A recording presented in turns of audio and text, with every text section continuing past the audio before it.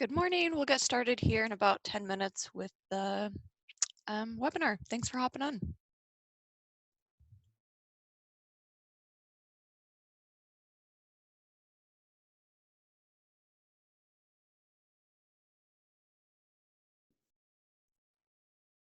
Morning, everyone.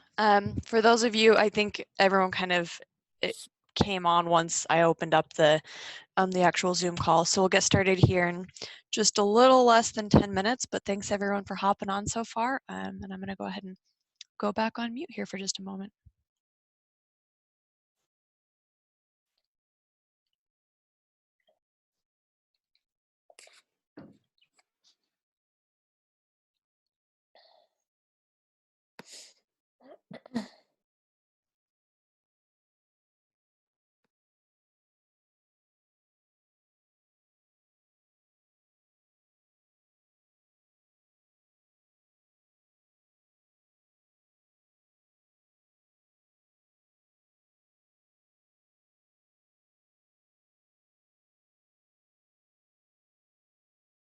Hillary. Hi, have we met? Your name's so familiar. Oh, Are you talking to me? I'm not sure who's. yeah, Hillary. Yeah. Yes, we met and spoke at the Nature Fix event. That's right. Okay, perfect. How are you doing? I'm great, thanks. How are you? Good. Thanks for doing the Summit Speaker Series. Oh, my pleasure. Thank you for continuing this series in this style. I think I've attended a few of them as a participant and they've been very helpful. Oh, good. Well, I'll hope to have some more info.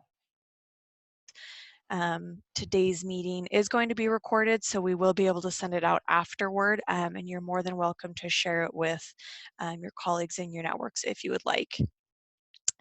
As I mentioned a few minutes ago, and for those of you who have just jumped on, my name's India Nielsen, and I'm a program manager in the Office of Outdoor Recreation. I am very excited for our topic today on our panel.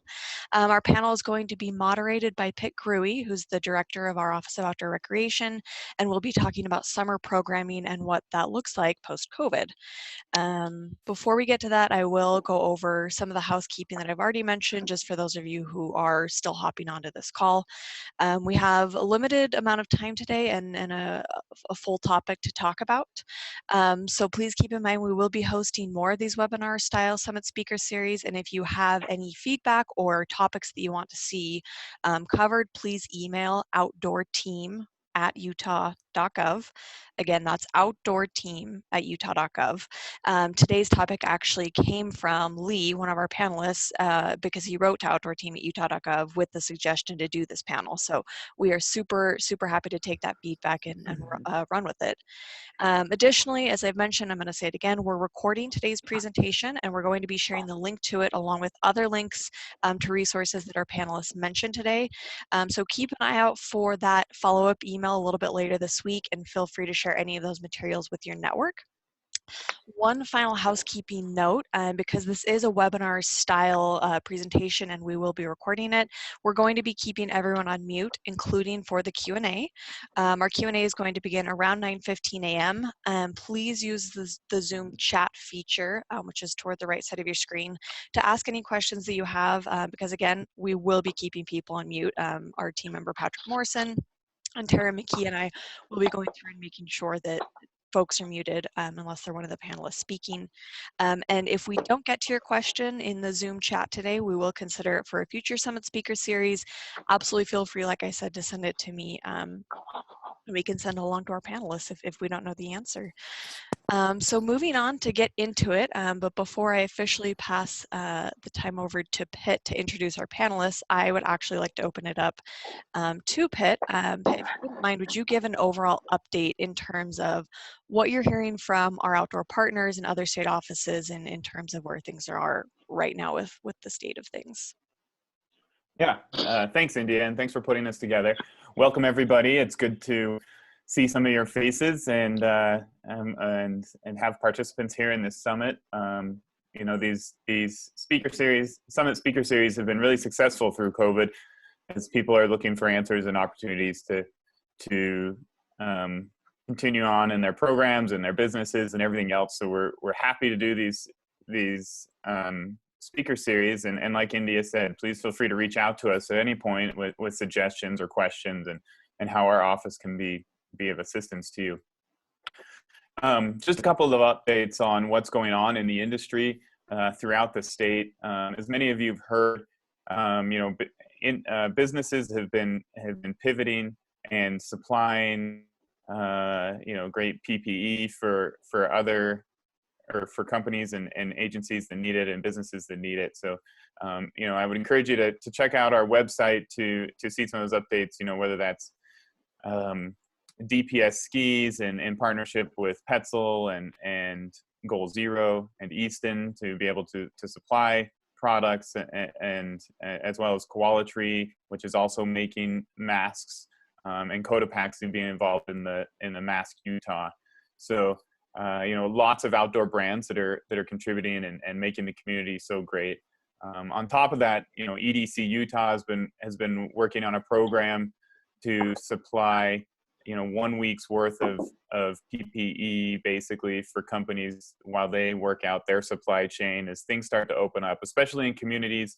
One talk I was on yesterday, communities like Moab, where they're going to start to see an influx of visitors now and people coming that, their concern is making sure that they protect the frontline workers there in those communities. And EDC Utah has, put forth a great program of providing masks and sanitizer for those companies to get them started and feel safe while they work out the kinks of moving forward. And I guess to use the term new normal, which we're all hearing very often now. So a couple of updates, and many of you may be on the know here. You will see national parks starting to open up. In fact, Zion is opening up today, with limited resources, but they are easing into this. Again, the hope is the protection of the workers and employees at Zion National Park, but the limited resources, obviously visitor centers and things will be limited or not open, and most of the national parks are going to be focused on day use at this point, at least for the next week or two, not giving overnight permits or overnight camping available yet. Again, easing in the pressure on the employees and figuring out, making sure all their systems and procedures are in place before they do that. State parks around the state continue to be quite busy in certain regions. And, again, we will be encouraging, and there'll be a campaign coming out with us and the Division of Natural Resources, or Department of Natural Resources, to encourage responsible recreation. As we find ourselves in the same place with other people at this time, how do we do that well and respectfully? So look for that. On top of that, go back to national parks, the Grand County and Moab area national parks, they released information this week that they will be opening on May 29th.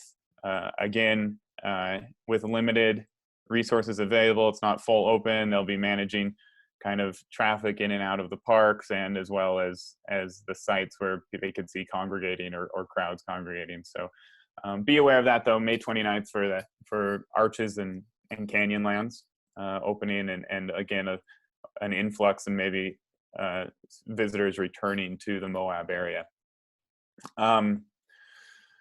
Lastly, national forests, as many of you use national forest land and other federal lands, a lot of them across the state it's based off of the counties that they're in and responsible, or that they're responsible for, but there are plans to open either May 15th, so this weekend, or the next couple of weeks. Their goal is to get a lot of campsites open and facilities ready to roll by Memorial Day in a lot of those national forests across the state. Obviously, where snow is an issue, those won't be open, or they're still waiting for snow melt, but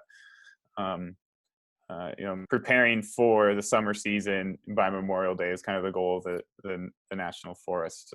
So be aware of that, and be aware of, again, we just are encouraging patience as this happens, patience for other recreators, patience for the employees of these services that are doing so much and working so hard to get these lands open and prepared for everybody to recreate. And again, many of you are running programs that use permits or special use permits on these lands, and be patient with them as these agencies work towards that. They want people to be out and recreating responsibly and using the lands and the resources available. But again, with these unprecedented times, they may be a little slow to respond or to get things going, and be patient with them is what we're telling people. So other than that, I think that's kind of a brief update of what's going on throughout the state with recreation. If you have any questions or specific concerns about an area or anything, again, please feel free to reach out to our office. We'll get you an answer, or we'll connect you with the right person if needed, and again, to support you and everything that you're doing. So. All right, Pitt, thank you so much. I appreciate all of those updates. And if I just saw in the chat, if you have any colleagues who are saying they're having trouble getting in, they shouldn't be, but they do need to pre-register to get the link. However, if they are still having any issues getting in, please let them know that we'll be sending out this recording after the fact, and so they can get it that way if they do have any trouble getting in. So thank you for your patience with that. And with that, I'm going to pass it over completely to Pitt to go ahead and moderate, as well as to introduce today's speakers. We have Lee Vaughn, Jared Knight, and Hillary Lambert. Pitt, do you want to take it over? Yeah, thanks, India. These virtual meetings, they're a blessing and a curse all at the same time. They're a blessing as we're able to get a lot of people involved here and to join these meetings wherever you are across the state or across the country and participate, which is fantastic and what we want.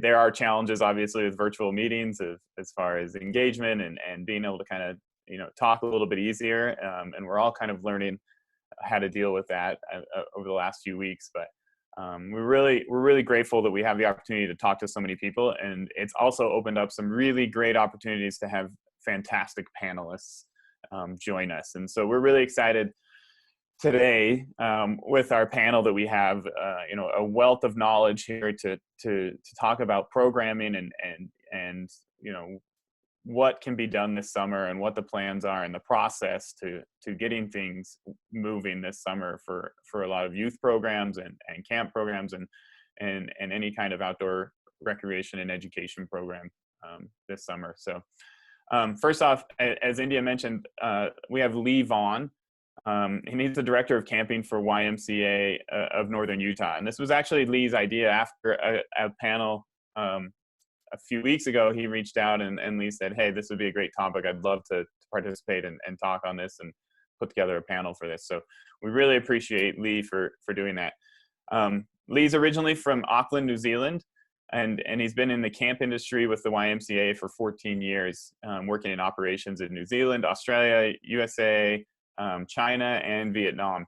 So he completed a diploma in outdoor leadership at the Auckland University of Technology in 2006 and quickly moved into the industry through the YMCA. He really appreciates diversity in outdoor programming and is passionate about using the outdoors as a tool for development for staff and campers alike.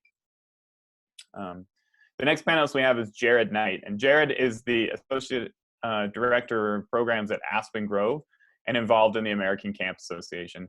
So Jared's position as an Associate Director of Programs for BYU Aspen Grove Family Camp and Conference Center, and he's been at Aspen Grove for 24 years. He holds a bachelor's degree in recreation management and master's degree in public administration. Jared has served as a volunteer with the American Camp Association for over 20 years and with the Boy Scouts of America for 30 years. He is an author of 7 books on recreational programming through healthy learning. Prior to joining Aspen Grove, Jared worked for the United Way of Utah County. And then our last panelist here is Hillary Lambert, and she's the program associate with the Wasatch Mountain Institute. Hillary is enthusiastic about connecting children of all ages and their families to the outdoors through hands-on, place-based experiential and environmental education opportunities. She came west from her home in Virginia by the allure of the bigger mountains, and Hillary moved to Utah in 2009 to serve as the environmental educator at the Bear River Migratory Bird Refuge, where she fell in love with the Wasatch Mountains. She has guided sea kayaking in Alaska and led multi-sport trips for teens throughout Northern California.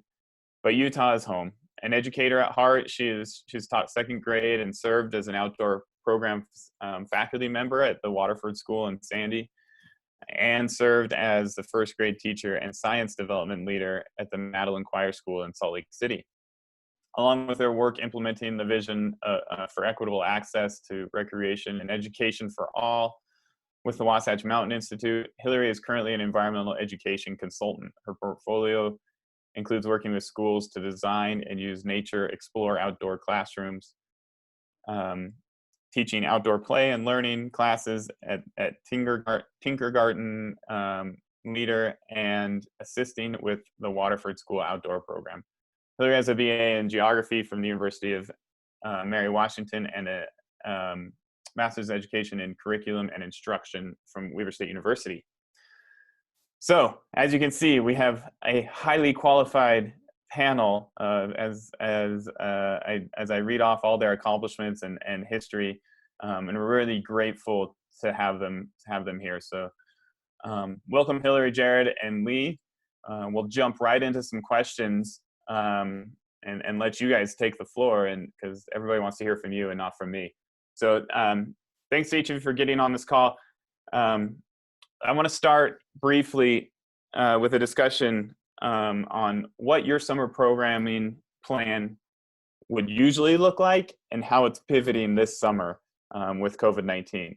And so Lee, since you actually, reached out and got us all here, why don't you start talking about what the YMCA usually looks like this summer and what your plans are this summer? Yeah, welcome everybody. Great to be here. I guess the summer that we're planning is looking very, very different from historical summers. We've got 2 resident camps, one off Mirror Lake Highway and the other off Wolf Creek, so YMCA Camp Roger and Mill Hollow. This was going to be our year where we were really going to lift Mill Hollow to what we were hoping was an outdoor education focused facility, and kind of move into backcountry backpacking trips and youth development using the Bold and Gold program under the YMCA. Roger is very much what you think of if you think of a traditional camp. It's very much values focused. It's on a very beautiful plot of land, but it's all about relationships. It's all about connections, which is physical and emotional throughout it. And the YMCA values really hold true. So we just give kids a real taste tester into a range of different activities, from archery to horse riding to bike riding to outdoor cooking to hiking, all those types of things that most of us do. And so, we go from cabin groups to large group games to campfires to all of these things where there's historically a large group of people interacting and doing all sorts of things. This year we are planning to be nowhere near that. So every week the YMCA directors from across the country meet in a round table, and so that's where we've been formalizing our plans and our operational procedures about what we think is going to happen. So right now we're talking with, our local health department for that region is the Wasatch Regional Health Department. And so we're just proposing our ideas as we go. And so we are hopeful that we are able to run. And so we want to be able to make sure that we have complete capacity. So with that, thinking of just the check-in process, right? So historically we've had a big lunch. Families intermingle. It's kind of, we do tours of the camp and really show everyone around and get them comfortable and the kids set before mum and dad and brothers and sisters or caregivers move on. This year, we're planning a staggered check-in. So based on your age group and your cabin, we're thinking that will determine when you will come to camp. We want to limit the amount of parents or family members coming to what, like, we can't obviously control that. That will be a request that we say to our families once we're able to confirm exactly what we can and can't do. And so at drop-off, there will be a health screen. So where we take the temperature, we ask the verbal question about any sign or symptoms. And then like just check all the vitals to make sure there's nothing that we need to be suspicious about an outbreak. From there, they'll go to their cabin, and basically for the duration of camp, we are breaking it into 3 different villages. So the last communication we had with the American Camping Association and YMCA webinar last Friday is that generally speaking, governments or state governments are thinking of like groups of up to 50 as max, depending on what grade your state is in. And so our thinking is that Camp Roger usually has a capacity of 150 kids. We're going to hopefully bring that down to 90. And if we have to continue sliding down, then we will.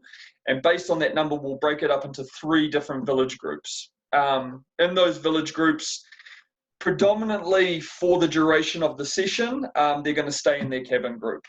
So their entire camp experience is going to be very, very much focused on their cabin. What we are still working for, what we also do is, so weekly, because we don't have a waterfront, we traditionally have gone down to the Camas pools. So we're trying to work through with them exactly what the story is, because there's a lot of different information about pools and whether they're able to operate. And so it kind of brings up the important aspect of transportation. So we've talked to multiple bus companies who have recommended that you're not going to obviously be able to run at capacity on a bus. And so the line of thinking right now is to have a much bigger size bus. So we're looking at 60 to 80 capacity, with maybe fitting 20 kids on there. And if kids are on there, then they're wearing PPE, and we're doing health screening before they go on, all of those types of procedures before that. At this stage, we are still planning on running our horse program. And so we're running through the different possibilities of just how we can sanitize the equipment without destroying it. We would love to continue to run archery, and with that, it's sanitizing after every use. But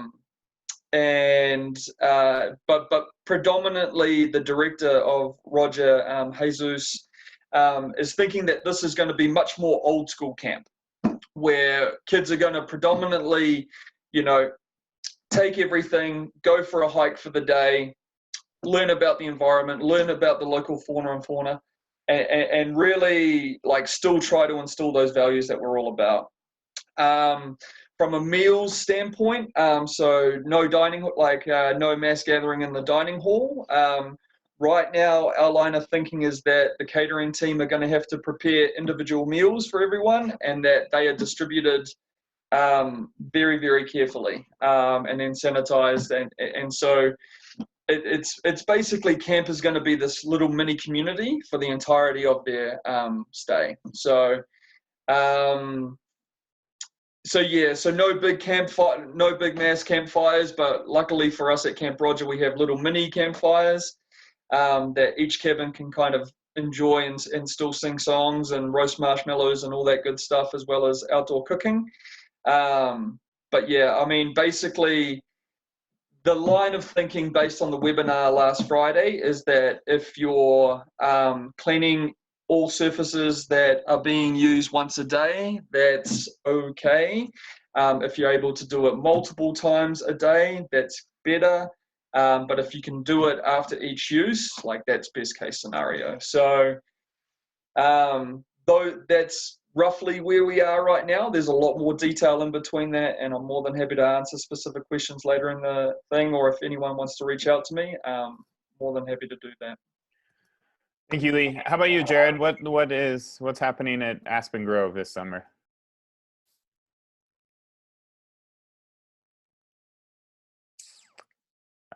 Jared, are you muted? I'm going to take a look through and see if I can unmute him. we'll move to Hillary. Hillary, why don't you go first? Sure. So the Wasatch Mountain Institute does not currently offer summer programming, but we are looking towards our fall school programming and starting to think through what types of pivoting we might need to do for our fall overnight programs. But in terms of summer, in my role as a consultant, we're looking at socially distant day programming as being maybe the most doable of the options. And really focusing on being outside. I think one of the things that's important, and I know we'll talk about this more throughout the webinar, is that there are so many unknowns with COVID-19.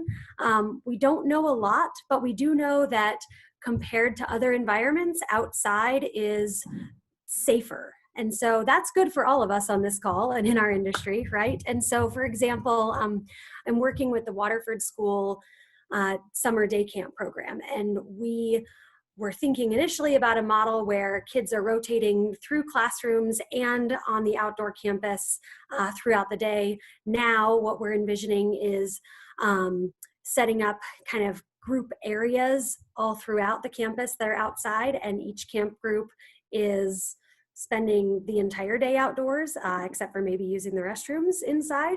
We're going to be trying to utilize the space outside as much as we can, and bringing everything that would be inside outside, which is a fabulous educational practice in general, but something that can help mitigate some of the risks of being in small groups and close contact. So socially distant day program and really cutting down on the transportation. If transportation is done by family means, that's great. We typically would run a bunch of field trips with our day camp programs, and rather than doing that, we are going to possibly go somewhere in exactly the same way that Lee spoke of, utilizing more buses, spread apart PPE, that kind of thing, but then have visiting experts meet us at, say, a local park and try and do, if we are going to go to the Natural History Museum, instead coordinate with their educators and see if they'll come to us to mitigate some of that transportation risk. And I think we'll talk more about this when we talk about planning, but just being open to evolving as we learn more through this process. This is what we're thinking now, and this is a rapidly evolving situation, so we'll see what we end up doing. Thanks, Hillary. I think we have Jared now. Jared, what's the plans for Aspen Grove this summer and through the rest of the year? So can you hear me okay? Yeah, we got you. Okay, good. I was having some trouble earlier.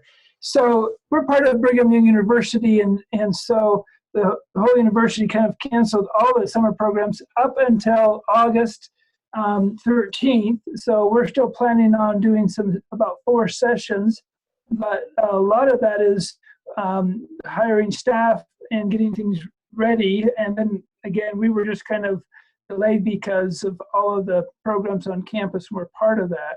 So we're a little different because also our clientele are traveling throughout the country, and that was kind of some travel restrictions that we had to make an early decision. So that's kind of where we are tied with BYU a little bit.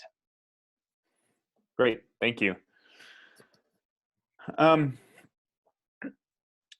lots of different changes and lots of things here, to deal with, and each one of your camps are all different, and each of you listening here are all dealing with, kind of different hurdles and different aspects, whether that's the powers that be saying you can't move forward with it, or trying to find a way that you can carry forth with your camp but do it safely.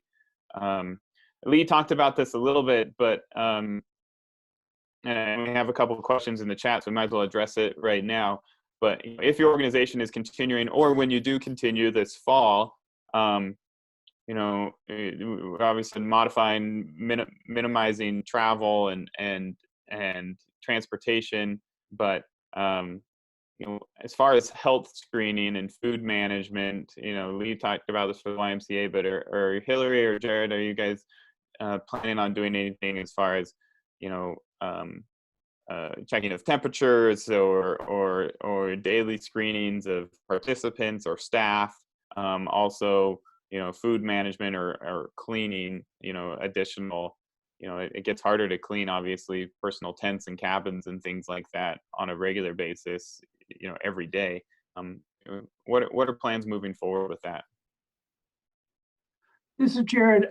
As far as we are going to do, we're planning on doing health screenings as far as check-in day, and also with our staff and vendors, temperature checks, and kind of doing some type of screening to make sure they come in, and also just checking in. We're going to work probably with the university, on a health officer. We've never had one before. We don't have a nurse because of our family camp situation, but probably a health officer. We're also looking into maybe not serving buffet style, but cafeteria style, so we can control, the utensils. And we do kind of have somebody at the door to make sure everybody washes their hands. We have a sink right outside. We've done that for years. We'll continue to do that, but definitely probably moving away from buffet style this summer. So health screenings right now, we're planning to have them multiple times a day, every day. In terms of our staff and trying to prepare them to make sure that, that they are safe. So our staff training is planned for the 28th of May. We are just looking to cancel our first session just so we can give ourselves a little bit more of a buffer, just to make sure that they are ready and we have that ample time to get them kind of synced into just how much cleaning we're going to have to do by the hour. But basically, like, one of the questions that it's come through, like, so what happens if someone shows symptoms, and then what do you do there? So part of the strategy with limiting the capacity is ensuring that we have spaces where we can quarantine and isolate people should they show symptoms. Going back to like the staff, so what we're probably going to ask of them is the week before if they could go get a test. Because the great thing about the state so far is that we have pretty good testing capabilities and fairly open. And so the intention is that even after their test, if they do get it, then we've got 2 weeks of quarantine, and during staff training, everyone is going to get their temperature taken and asked about the symptoms every day. It's we're going to be a very, very tight-knit community. Something that a lot of YMCAs in general are really kind of struggling with is the fact of, well, this is going to be your community for however many weeks. So, 4 to 10 weeks of time. And so, again, I don't think we can mandate our staff to, not go out, but we're really going to say, hey, team, in your time off, if you go out, the increase of something happening that could impact the camp dramatically goes up. So, these are decisions that you all have to decide as an operation, what is right from you. And then really bounce off your insurance provider, because they should be telling you about whether you need a waiver for your staff or for your participants, or whether your current waiver that you get them to sign when they register is enough. So really, really important in that space that, you bounce off the people that you're paying a lot of money for. And then, food service, we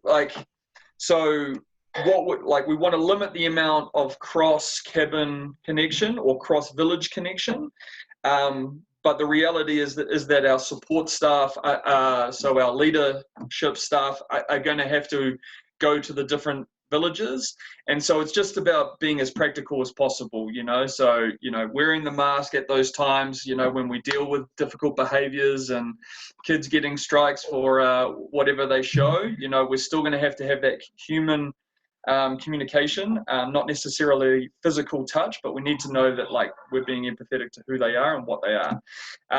Meal times is just going to be very stringent and very limited to who can come and grab the meal, take it to the cabin and bring it back, to just try and minimize all of that.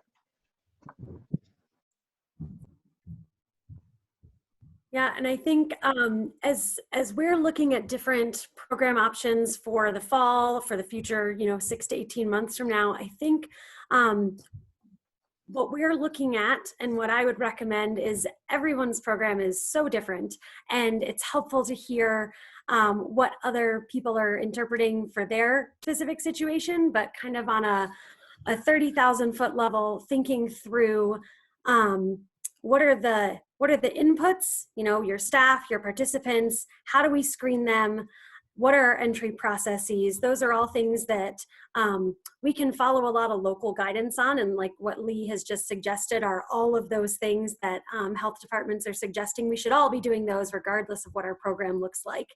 And then when it comes to each aspect of what we do, whether for us it's, our fall program plan is taking kids camping. We are going to have to set some different rules and procedures than we would have. Normally we would have tent groups. Well, we're thinking through the different options of, are we going to spend a ton of time and money investing in individual tents so that we can mitigate some risks there? Are we going to totally pivot away from overnight programming for a time and only offer day program? These kinds of exercises in just thinking about the larger aspects of your program and how you could run them in lots of different ways are things that we as panelists might have suggestions on, but can't offer specific answers for each organization. Though I think we are also great at providing resources. And one thing that we are looking at a lot and that's really helping us in some of our thinking is the way that NOLS, the National Outdoor Leadership School, thinks about planning and risk management. Kind of the cornerstone is that you have your human factors and you have your environmental factors, and where those intersect, that's where sometimes you have, the potential for risk. Well, what makes this so complicated and that we should all affirm is that this is challenging because COVID-19 is both a human risk and an environmental risk. And we can plan as much as we want for how we're going to have our sweet day campers at Waterford safe, but they're still 6 years old, and no amount of PPE is going to totally insulate them from running and touching each other. No amount of rules and trying to mitigate the risk is going to, totally bomb-proof. And being aware of that and then using tools to plan through that are some things that are helping us. And I know, Pitt, we're going to get a little bit more into that, and I have some graphics I can share, but just wanted to acknowledge kind of those larger level ways of thinking about this as some things that are helping us as we look at all those nitty gritties of transportation and food management and tents and things. Yeah, so let's jump into that, Hillary. Thanks, and you can start us off here, but it's obviously a difficult decision that every program has to come to, and it's not one you make quickly. So it's a process, and I think it's going through all different types of scenarios and everything else to come to decisions and go through that process. So Hillary, why don't you start us off if you have something to share, and kind of tell us what is the process that you've gone through with some of the programs that you're working with, or kind of, and also what are the guidelines of getting started in that process so people can confidently make a decision they feel is based on sound thinking and keeping people safe, but also being able to operate at the same time. What does that process look like for your organizations? Sure. I was going to share my screen, but that doesn't seem like it is an option right now, and that's okay. So I have a couple of things, and the first is just to acknowledge that I'm coming at this from a bunch of different lenses, and I think everybody on the call can empathize with that. Through one set of lenses, I am a recreationalist who can't wait to just get back to doing what I normally do. I can't wait to go rafting. I can't wait to be able to hit the trails without being concerned about the people that I pass. And so I think that all of us can identify with that sense of loss and sense of a desire to return to normalcy, both from an activity standpoint, from an economic standpoint. And when we're thinking through our risk management procedures, those things are important to think about, because those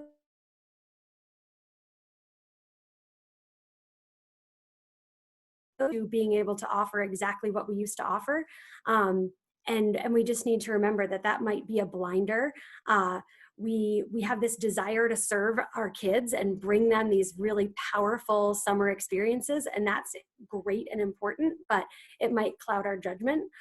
So just remembering that lens, I think, is important, and to make sure we don't fall into decision-making traps that only meet those needs.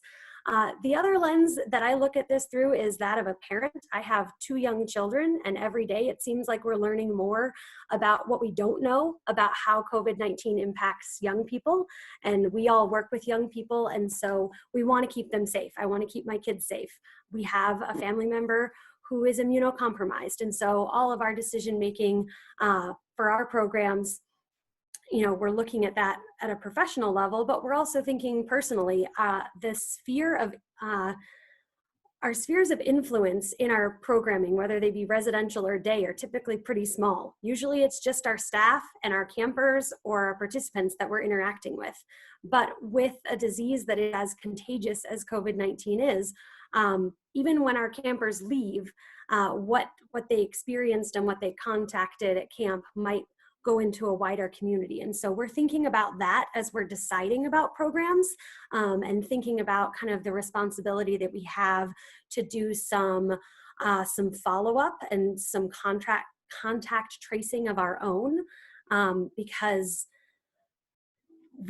while we can try to think about how do we keep our particular program as safe as possible, we also have to acknowledge that in this current world, as much as we try to insulate ourselves while we're having an experience, our program attendees will go back out into the wider world. And there's a little bit of a responsibility there too. So we're thinking about that. And then we're thinking about what we do really well and the kind of the positive human factors that we all bring to this as professionals. And there's 3 of those. And one is our reflective competency. We all know what we're really good at here, which is providing high quality outdoor education, or maybe you're a rafting guide and you can provide great safe trips. But what are we not experts on, and how do we access that expert advice? That's a question that we ask ourselves a lot. And for example, at the Wasatch Mountain Institute, when we asked ourselves that question, we immediately said, well, we're not medical professionals, and we're trying our best to get the best resources as quickly as possible on this disease as everyone else is. So we, last week we added an infectious disease physician to our board. And so we've got someone who is an expert, who has a competency that we lack, who can help us as we devise procedures and policies, both now and in the future. So the reflective competency piece is one that you can ask yourselves as you're planning, you know, what pieces of expertise are are new for you in this world, and how do you fill those voids? The second is tolerance for adversity. That's something we're also all pretty good at. And when it comes to thinking about our programs in the summer and in the future, what that looks like is being open to multiple revisions of ideas and just embracing the imperative for innovation. And I know we're going to talk a little bit about how we can pivot or do things a little bit differently. I know somebody in the chat asked about online, and we can talk about that, but just really embracing the constraints of the current situation as an opportunity to be creative, I think, is something else that we will all be served well by. And then the third is tools and checklists that match our realities in different times. And creating those tools, we're doing a lot of flowcharts of if this, then that, or decision trees, so that we have, monthly check-ins to decide about programs, and not making any decision until we have to, because the reality is evolving and changing so quickly. And so if you can think about, if it's a 10-week summer program or the next 6 months of your residential facility, creating just a plan for when you're going to decide on different things and how you're going to decide. Those are some of the positive things we can bring to thinking about this management and program operation in hopefully a safe way.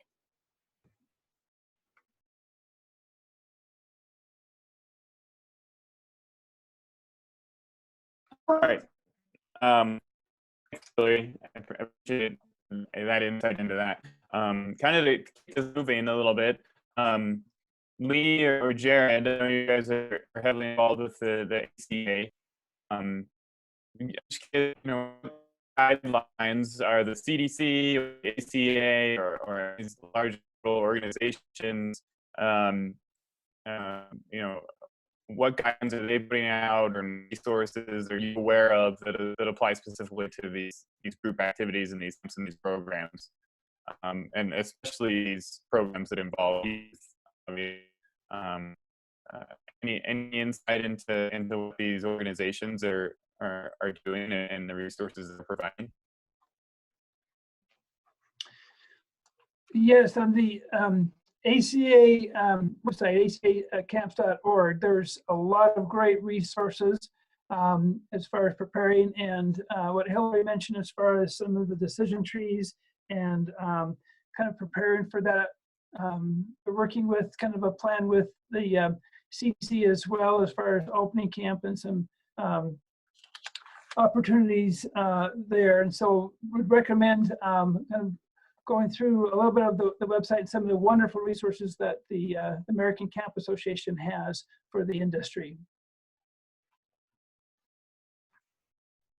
Yeah, just to follow up from Jared, I mean, whether you're planning to operate or not, so we've been told, so the YMCA in conjunction with the ACA have been working ferociously on these guidelines, and we've been told on Monday the 18th that they're going to be giving them out. And I think, just to speak to Hillary's point, remember that this situation is going to be continuously fluid. It is going to be ever changing as the situation continues to evolve. And so, so when you go to ACA, just look up COVID-19. If you're not a member or have never been a member, your first year is free. We obviously have a lot of bias because we're on the board for that particular operation. But if you believe in great governance and great health and safety standards, ACA is one of the best in the world. It really is phenomenal at just giving you the resources. There's all sorts of trainings on there. There's all it's amazing. And that should help you form your decision about whether you operate or not. And I guess just while I'm on this wavelength, whether you're on the no, we're not operating, or whether you're yes, I think we're operating, just really, I need to acknowledge that you're going to continuously be on a roller coaster where you're super confident and then you're absolutely destroyed of what should we be doing, right? This is the roller coaster that all providers are going through right now. And we, even though we're running,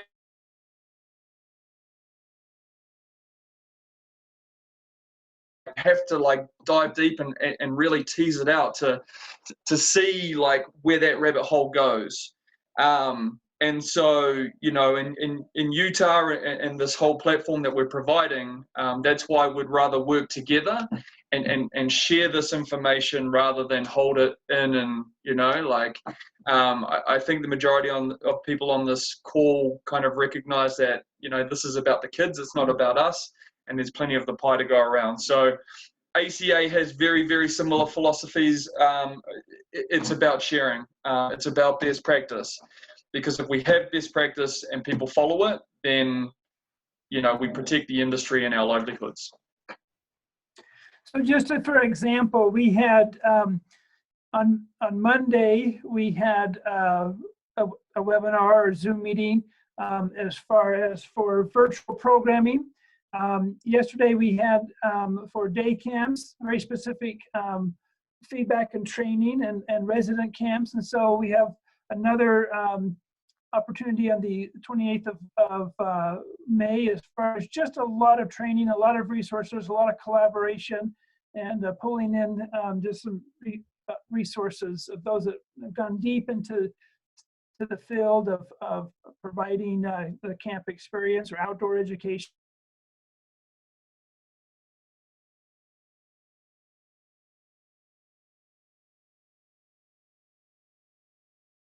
For upcoming events as well. So please join us.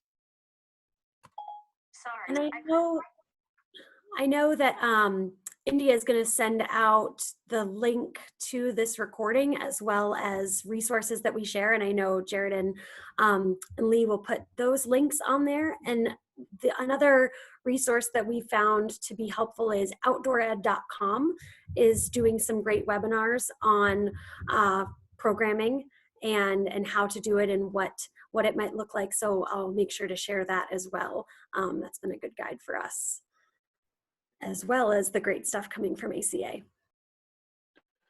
Great. Thank you all. And yes, we will, when we send out a follow-up to this, we'll send out links to all these resources and everything else. Hopefully that'll be a good place for you all to start or to continue, making this decision process and seeing the guidelines, and also getting great expertise from an organization like the ACA that is working hard to make sure that everybody has the information that they need to successfully carry programs on during this. I did have one more question, and we will address also. I think we've addressed a lot of the questions in the chat already. But I did have one more question that I think we should talk about before we wrap up here.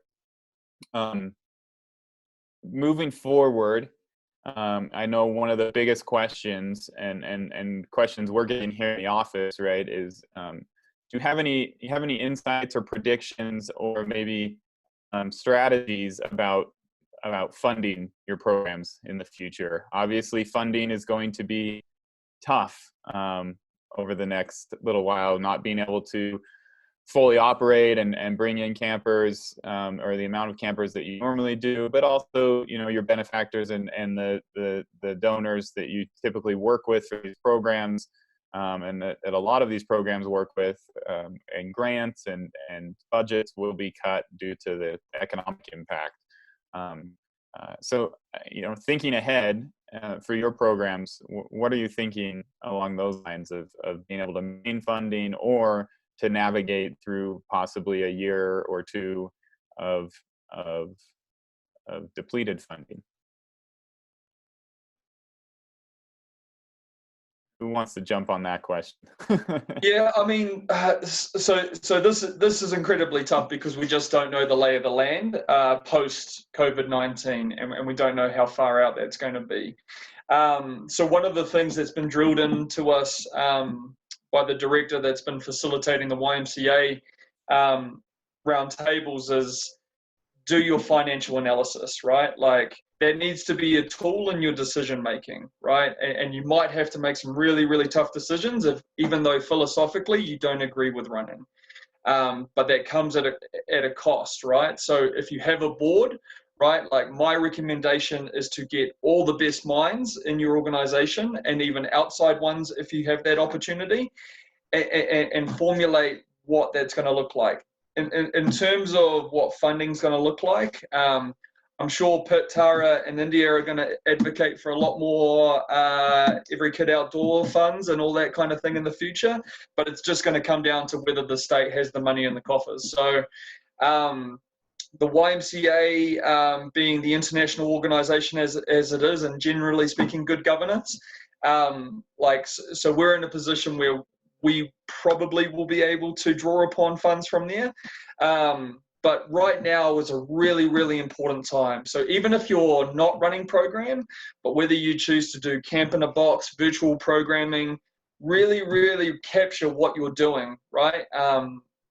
Another unique benefit that we have in this state is that there is plenty of wealth, right? And so long as you got your values and you're doing this from a genuine standpoint, philanthropy is super, super important in this. And so you need to have your donations plan of how you're communicating to prospective donors, and how you just keeping them in the loop, right? Like getting someone on board with your mission. It's not about the what, it's why, right? Like that's what is drilled into us from a donation standpoint. You know, like if someone is interested in what you're doing and they want to engage, listen to what they like, what is driving them, and from that formulate like a mutual benefit of like, hey, well, this can work for us. With the YMCA, you know, we're able to provide financial assistance to any child. Like price is not a bet, like, because that's fundamentally in our, I guess, mandate, if you like, not officially or anything like that, but you know, that speaks to that diversity that I really value. So you have to be in a position, you need to have money in the bank in order to provide that type of service. And so, you know, again, as an industry, if we're all doing the job and we're doing it great, there's lots of people in the West that like people are moving here, and that's what I've really valued from previous summit series. The big event last year, you know, people are moving to this part of the country because they want to recreate here. You know, I've spent a lot of time in the Northeast. There's a lot of Northeasterners here in Utah, and so it's how you find them, how you get them in, but then how you maintain that relationship, right? Like you need to continuously engage very softly, so that, you know, like they believe in what you do. Yeah, Lee, I think that's fantastic. And that's a lot of what Wasatch Mountain Institute is doing. And just a few other points. I think the focus on mission is so paramount to any of your philanthropy. And I think in the world right now, there's kind of two schools of thought about, do you try and raise funds at this moment in history or do you not? And for all of us here, the answer has to be yes. This is definitely not a time to slow down in that, partly for sustainability reasons, right? We are all going to need funding, regardless of exactly how acute the economic impact of this is on your organization. You will feel it to some degree.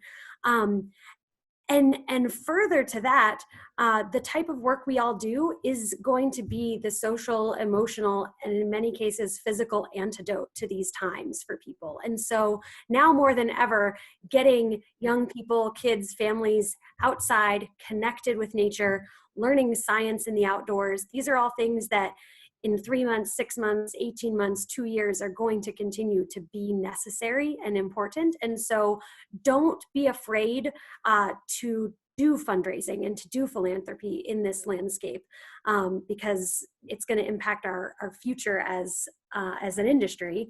And while you're doing that, I think two things that the organizations I consult with have done really well are, even if you're not running programming, engaging your staff in creative ways while programs are not running, or even past participants, future participants, consistent outreach and creative, empathetic, positive, forward-looking communication so that you can maintain some semblance of community with those people, whether they be donors or staff or participants, is something that can be beneficial in the short term for an identity purpose. You know, I can still call myself a camper of whatever camp or a participant at, you know, the Teton Science School, even though I'm not physically there.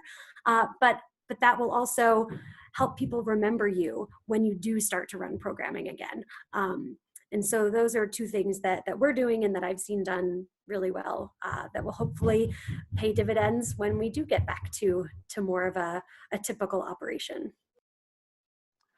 That's so true as far as the connection. If we're running programs or reduced programs or no programs, I think the outreach to our campers and to the guests and those that participate, also the investment. I think, you know, funding's low and there's no revenue coming in, or it's very reduced, but I still think it's an opportunity to invest in the facilities, your program, anything. So when we come back stronger and we come back better.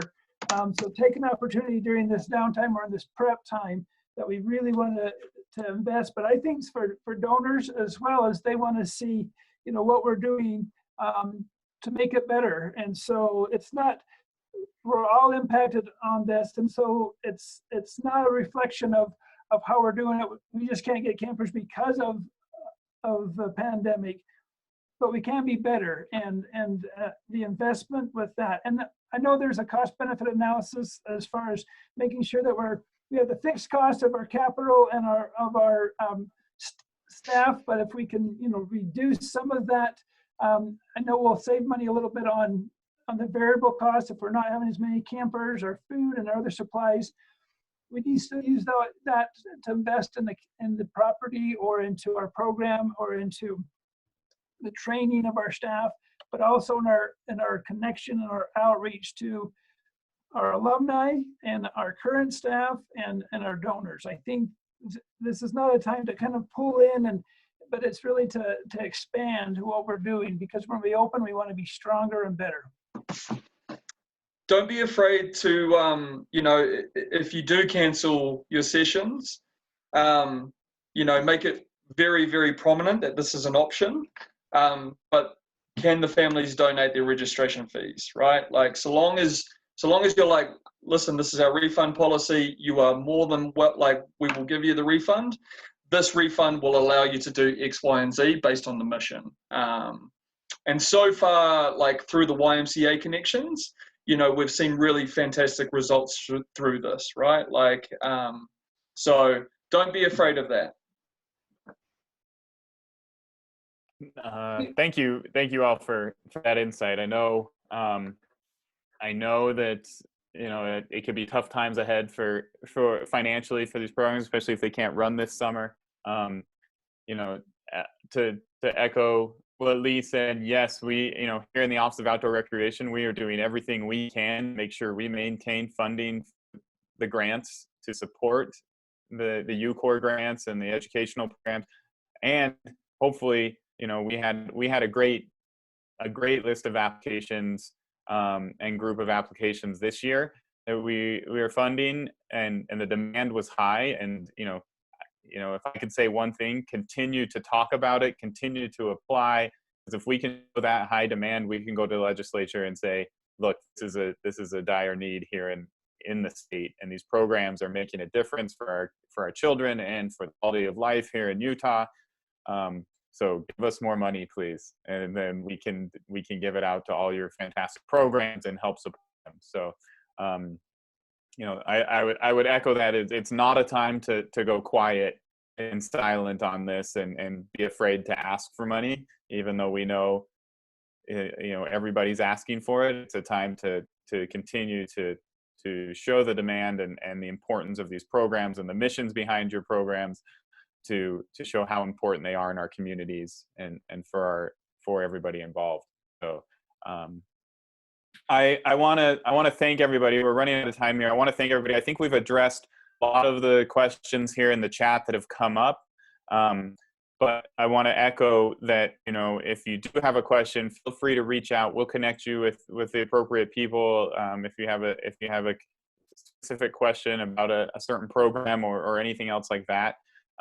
And just as a reminder, we will be sending this out. I saw that, there was some comments about maybe this cutting in and out in the video and audio, having some difficulties through this. We will send out a link to where you can review this, if there's anything you missed at any point, and feel free to share that around to your staff or your networks of anybody else that may need this information or could benefit from it. So just a reminder, we'll send that out shortly. I want to specifically thank Lee, Jared, and Hillary for their great comments and their participation and their work towards, again, educating and providing programs for the youth. Just on a personal note, I am the father of 3 children that I try to spend as much time as possible with them outdoors, but as you all know, like, spending time with your parents outdoors or your dad is lame, but doing it with friends, great programs is cool. And so I really appreciate all of you that put forth the effort to create these programs and to execute and to provide a great experience for youth in our state, and to encourage the Every Kid Outdoor initiative, and to help them to understand the great resource that we have here through our resources and through our outdoor recreation opportunities. So thank you again for the panelists here, and thank you all for joining us. Have a great rest of the week and a great day, and please be well and be safe, and again, don't hesitate to reach out with questions or concerns at any point. We'll be thinking about you and want to help out in any way we can. So thank you all for participating, and have a great day. Thank you. Thanks, everybody. Thanks, guys. We appreciate it.